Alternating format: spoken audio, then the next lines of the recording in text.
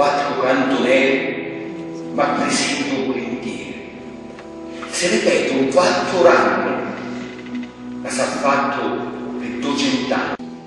Parlo della giunta relesana, calciato a terra e a chiara. Ogni anno io la sento, con lo cuore battente in pietto. Mi vuoto e una mi vanno gli occhi, le santi hanno asciutto tutto. Ti premo sgaggia di lontano la croce di Gesù Nazareno, che da presso Cicilia lo lava una mano con Maria in capo. Si guida sempre lestamente dell'apostolo e di più mortale. Spegne la giunta e chi si vede? La Veronica, da correre e da ridere. La gente tutta ora si è preparato, corrono cento e si appoggiano.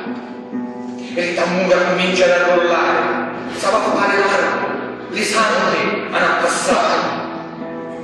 Ieri mi trovo inchioso e ammontato, ma non meglio posso mai sfrattare. E subito si sentono suonare dei tromme che spaccano il cuore.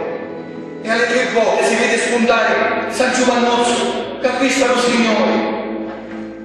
Ora l'ha preso e ci ha parlato, a Maria la nuova ha portato. Corre e se va a mentre il traverso, Maria si prepara a passo lesto. Corre la delorata verso lo suo figlio, ci spolazza un manto senza peglio.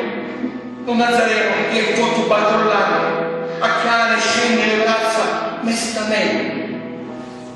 Ora che finalmente sono arrivate alle 4 cantonelle, vedete, Maria si cala e le mani ci ha basato, forte allo suo petto, già se la stringione.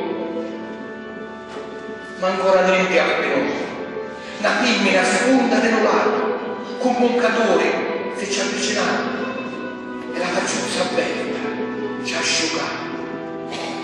La maschiata pare un terremoto, la giunta papano a reniscione, si battono le mani e una lacrima scendò, e tutta la croce